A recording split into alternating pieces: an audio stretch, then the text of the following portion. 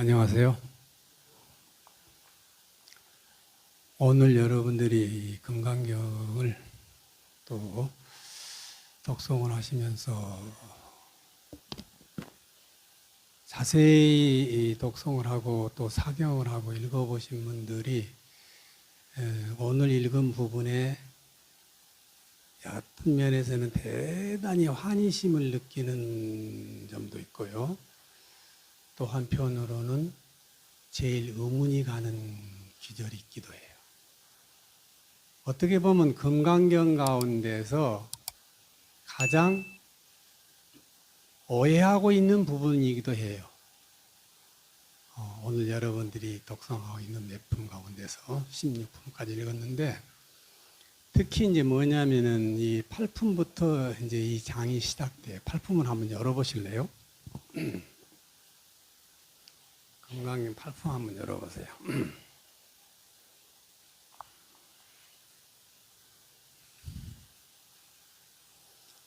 8품에서 보면은 제일 뒷장이에요. 86페이지 보면 나오죠. 수보리 장로여. 86쪽에. 수보리 장로여, 어떤 사람이 이 경에 사국에만이라도 받아 지니고 다른 사람을 위해 설해준다면 이 복덕이 저 복덕보다 더 뛰어날 것이다. 왜냐하면 모든 부처님과 모든 부처님의 가장 높고 바른 깨달음은 이 법에서, 이 법이 다 이 경에서 나왔기 때문이다. 즉 뭐냐면은 앞장에서도 이제 다시 강조하고 있잖아요. 첫 페이지에 85쪽에 85쪽 열어보세요. 법에 의해 태어나 수보리 장로여, 그대 생각은 어떠한가? 어떤 사람이 삼천대천세계 칠보를 가득 채워 보시한다면 이 사람의 복덕이 진정으로 많겠는가? 수보리 장로가 대답하였습니다. 매우 많습니다, 부처님이시.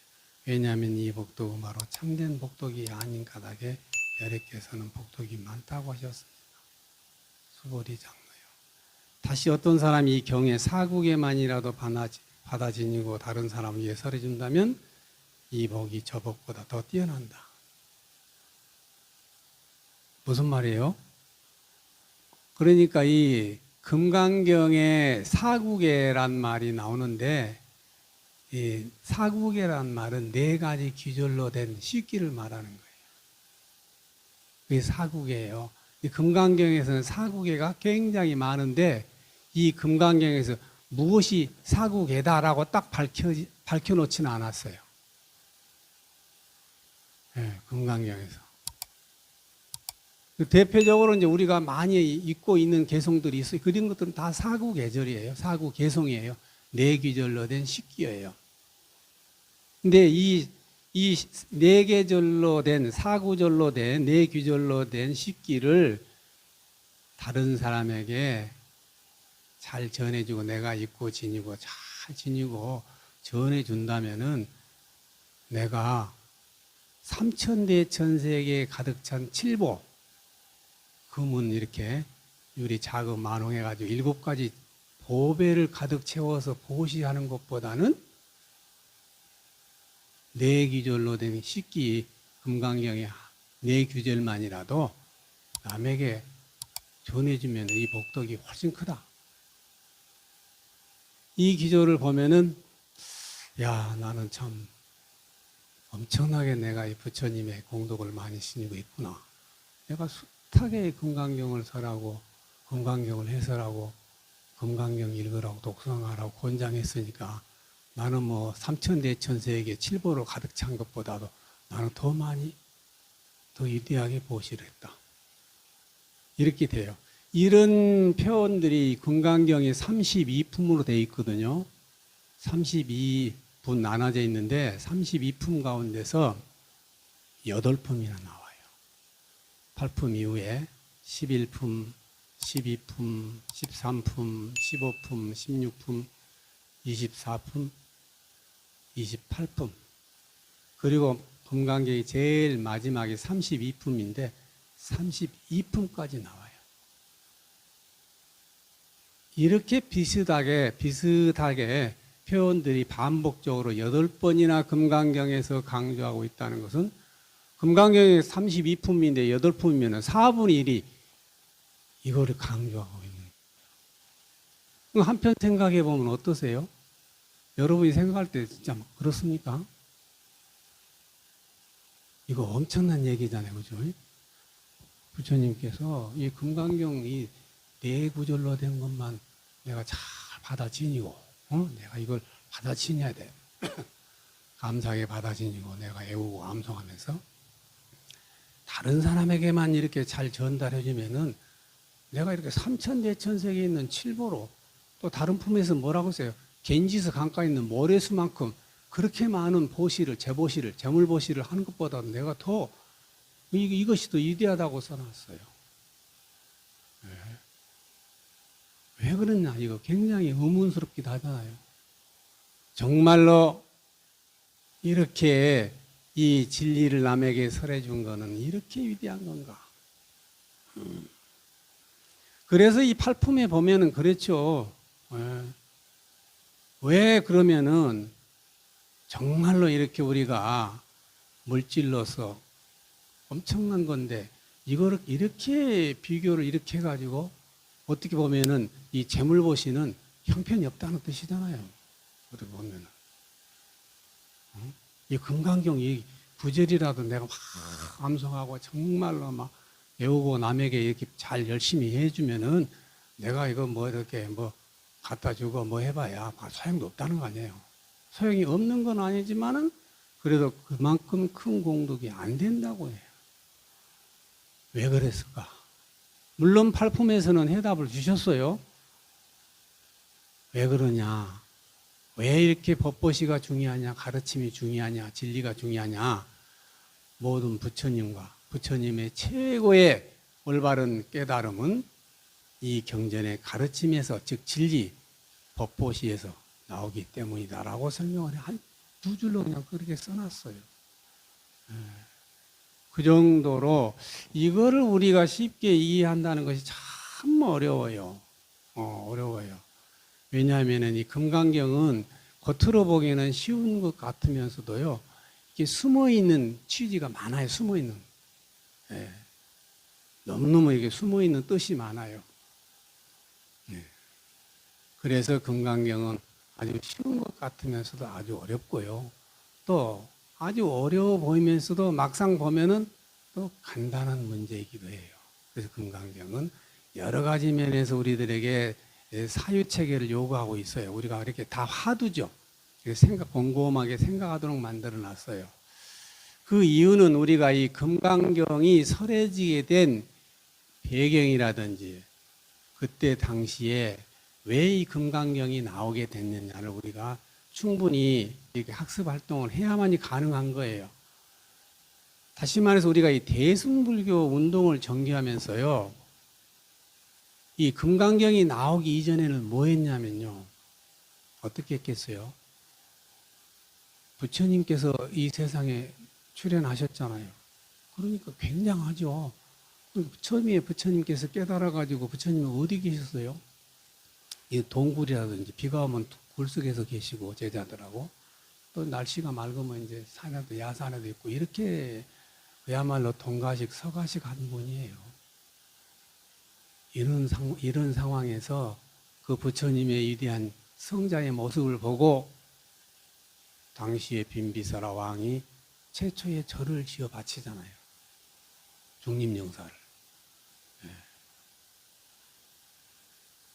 그 이후에도 너나 넣을 값이 많은 분들이 이제 부처님에게 공양을 올리고 부처님에게 여러 가지 이 보시 활동을 하게 되는데, 그 이후에 또 누가 나옵니까? 중림정사보다 더 큰 기원정사를 또 건립하게 돼요. 엄청난 절을. 이런 상황이 벌어지기 때문에 그야말로 그때 2500년 당시에 그때 그야말로 빈부차라는 거는 이름 말할 수도 없는 거거든요. 인도 사회에서 엄청난 빈부차이죠. 특히 인도는 사회가 어땠습니까? 신분 사회잖아요. 우리나라 조선시대처럼 그 양반 그 상놈이 있듯이 인도는 더 복잡하게 네 가지로 나눠져 있어요. 저 종교인들, 그 다음에 왕이나 이 무사들, 군인들, 그 다음에 평민들, 또 천민들 이렇게 막 복잡하게 나눠져 있는데 그 나머지 평민이나 천민들의 생활 수준은 이루 말할 수 없어요. 엄청나게 저열하죠.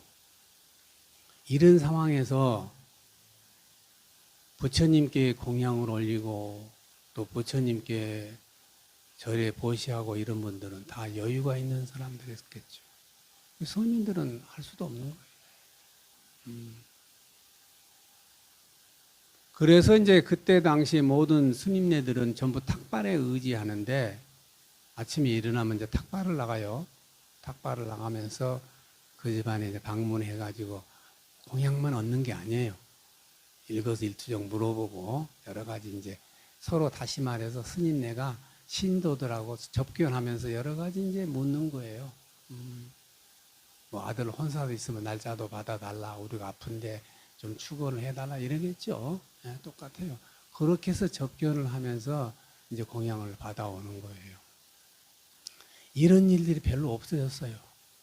왜냐하면은 그 거부들이 많은 공양을 절에 가져와서 스님에게 바치기 때문에 이 수행자들이 밖에 나가서 탁발할 이유가 없어. 안에서 무조건 열심히 공부하고 아란이 되고 그냥 학문 연구에 몰두했어.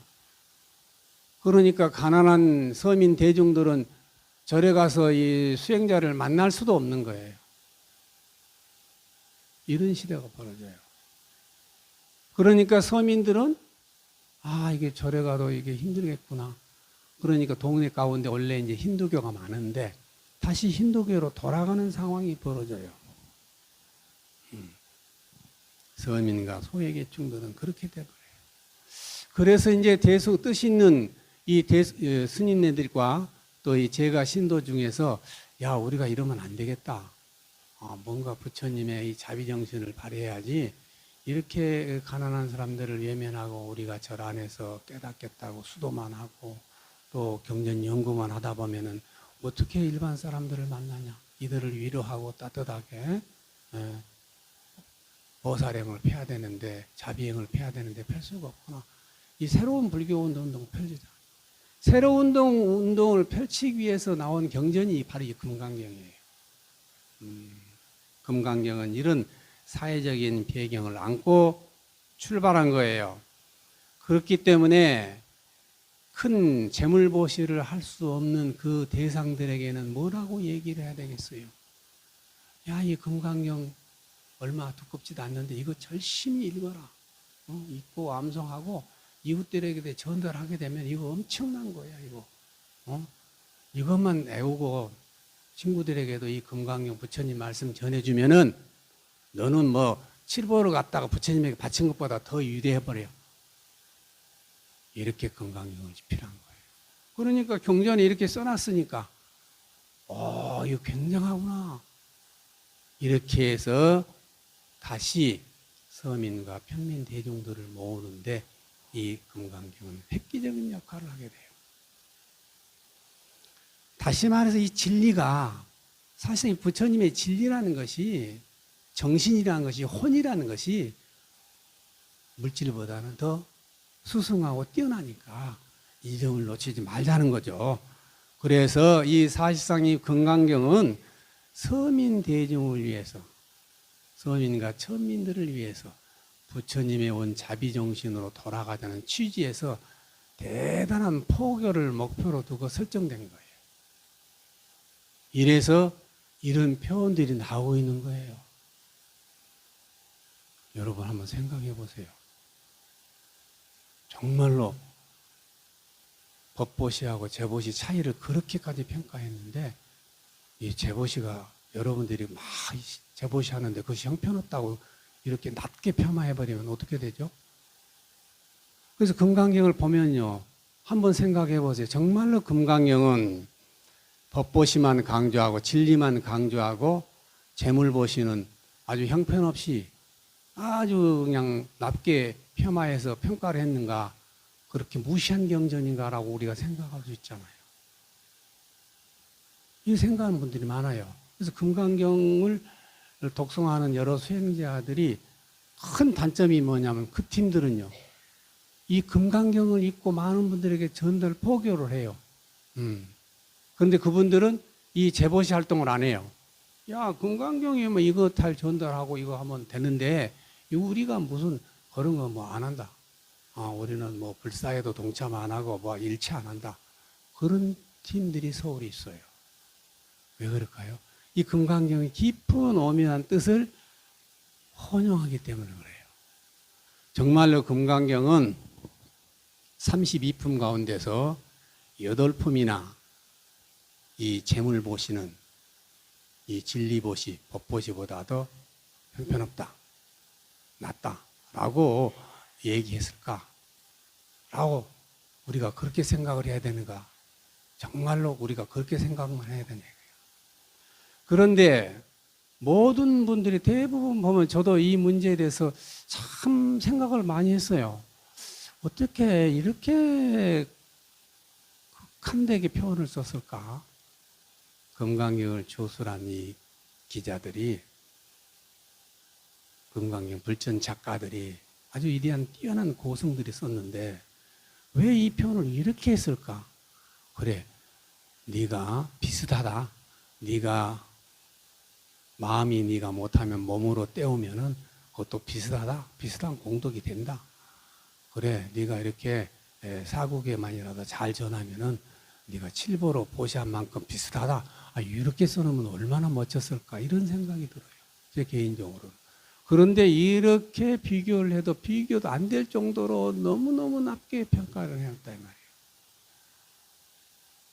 이게 바로 우리가 이제 왜 이 이것도 하나의 금강경 공부하는 사람에게 화두예요. 왜 이랬을까? 왜, 여러분은 어떻게 생각하세요? 왜 그랬냐 이거예요, 왜? 근데 금강경에서는 단순하게 써놨어요. 부처님의 진리 깨달음은 다 이 진리에서 나오기 때문에 진리가 이렇게 물질보다 뛰어나다. 그렇게 단순하게 써놨는데 꼭 그렇게 우리가 생각해야 할 문제냐 이거예요. 그런데 사실상 두고 보면은 이 많은 경전들이 이 설해지는 장소가 있어요. 경전들이. 법화경 같은 경우는 영축산에서 설해져요. 그런데 또 토굴에서도 썰어지고 여러 장소에서 부처님이 설법을 하셨는데 금강경에서는 어디서 설법을 했죠? 금강경 서두에 어디서 나와요? 기원정사에서 나와요. 기수급고동원에서 설했다고 나와요. 금강경 서품에요. 1품에 나와요. 금강경. 여시야문이 10을 제4일무.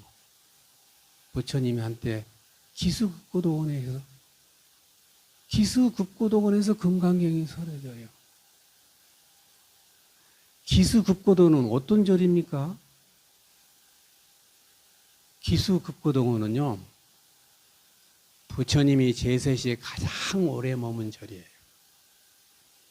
최초의 절이 중림정사라면은요, 중림정사는 아까 말씀드린 대로 왕이, 빈비사라 왕이 감명을 받고 절을 지어 바쳤어요.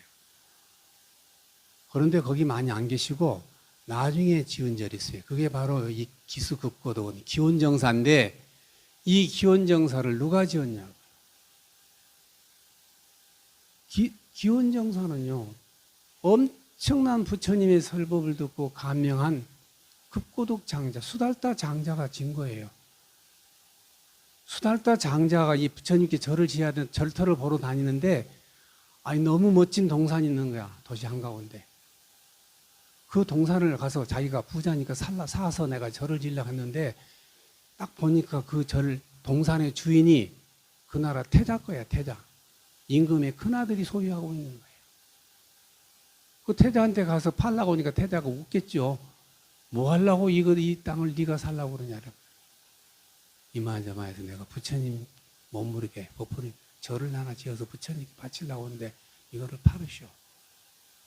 당신이 돈이 얼마나 많길래 이걸 살라고 그러냐? 내 창고에 금은보화가 많소. 그러면 금은보화 가져와서 한번 보여줘 봐라. 이래 된 거 아니에요? 그 정말로 마차를 동원해서 금은보화를 싣고 갔어. 야, 도대체 부처님은 누구시길래 네가 그 비싸고 소중히 여기던 그 황금보화를, 금은보화를 갖다가 여기다가 바치고 이거를 저를 사겠다는 뜻이네, 그야. 공원을.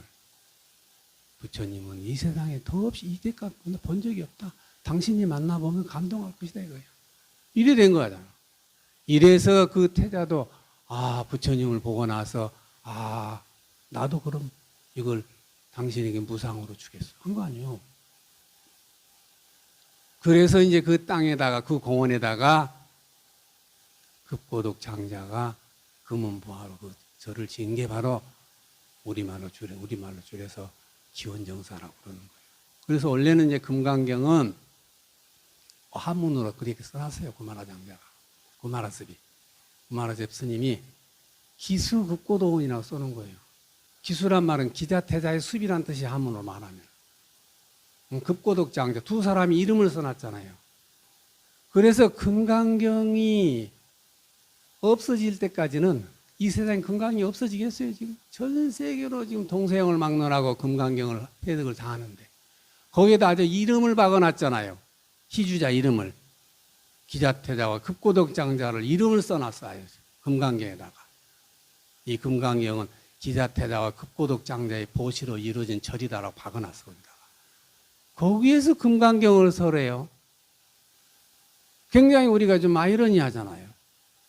만약에 법보시가 중요하고 정신보시가 중요하고 물질보시는 별로 값어치가 없단다면은 금강경은요, 그냥 영축산 산기슭에서 그냥 설해져야 돼. 그런데 서두에 금강경이 내용에다는 법보시가 훌륭하지 이렇게 재보시로 금은보화는 아무것도 아니다라고 해놓고는 금강경을 기수급고독은 절에서 설한다 이 말이에요. 여기에 금강경이 화두예요. 그래서 금강경을 이렇게 보면은 여기 문제가 있었구나.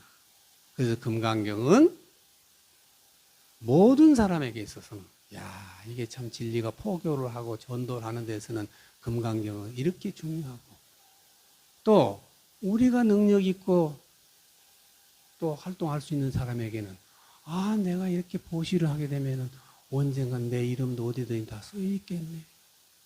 그래서 우리가 불사하게 되면 불사 노트를 만들어 이름을 다 새기잖아요. 그 공덕이 헛되지 않냐라고. 이게 전부 금강경에서 나온 거예요. 이 시주자들의 이름을 다 써놔. 우리 절에도 시주자 명단이 다 있잖아요. 네. 계속해서 누가 얼마 했다 이렇게 다 써놓잖아요. 그럼 불사하게 되면은 이게 바로 금강경의 취지의 정신을 살린 것이죠. 그래서 이 금강경은 참으로 보면 미묘한 경전이에요. 금강경이. 겉으로 보기에는 이름 같지만은 속으로 살펴보면은 아주 오묘한 진리가 숨겨 있는 경전이 바로 이 금강경이에요. 그래서 우리가 이거를 우리가 잘 숙지해야만이 금강경을 이해하는데 굉장히 중요해요. 그래서 금강경은 실제로 우리들이 여러분이 이제 보시면 첫째는 뭐냐면 신심으로 이 금강경에 대한 걸 다 갖고 있어야 돼요. 내가 이 금강경만 사구절이라도 내가 잘 외우고 내 몸에 배고 이웃들에게 는 자신하게 나는 부처님 말씀 위대라고 전달할 수 있는 사람은 뭐라고 써놨어요? 오늘 여러분 방금 읽었죠?